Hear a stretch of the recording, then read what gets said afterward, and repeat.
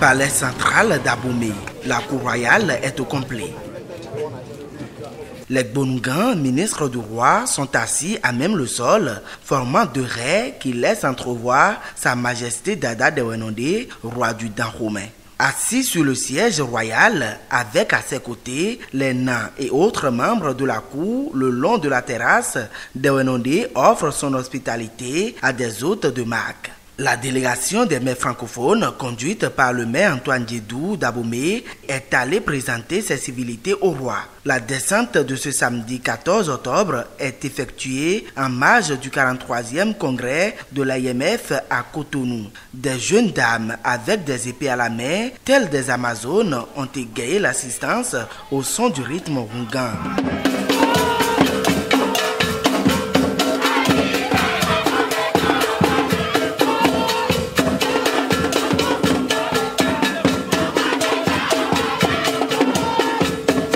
Des bénédictions sont ensuite formulées par le roi aux visiteurs avant l'étape du palais de la reine Tassirangbe. L'ambiance est presque la même.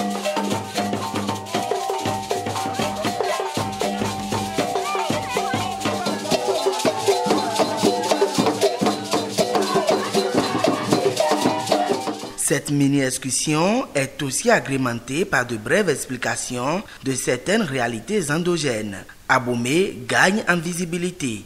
Dans le cadre du 43e congrès de l'Association internationale des maires francophones, il a été prévu à cette dernière journée la découverte du Bénin. Et dans le zoo, nous avons choisi Abomey pour accueillir nos pères francophones qui souhaiteraient bien visiter le département du Zou. Parmi les tours que nous avons faits, ils ont rendu visite au roi pour connaître nos réalités. Et effectivement, cela s'est très bien passé. Ensuite, nous avons été chez la reine Tassirangbe.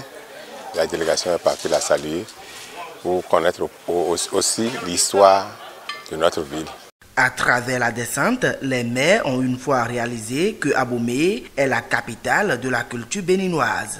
Nous sommes venus participer aux assises du 43e congrès au Bénin et nous venons de trouver que Abomey, c'est la capitale de la culture béninoise. On constate que Abomey a vraiment conservé la culture béninoise d'une manière particulière. Et pour nous qui sommes africains, nous partageons presque les mêmes valeurs parce que la ville de Lubumbashi vit dans une diversité culturelle qui est un symbole de créer le vivre ensemble. Les hôtes n'ont pas manqué d'offrir des présents au roi et à la reine. Palais Pengla, l'ultime étape avant le départ de la délégation. Ici, ils ont communié avec leurs deux collègues du département du Zou.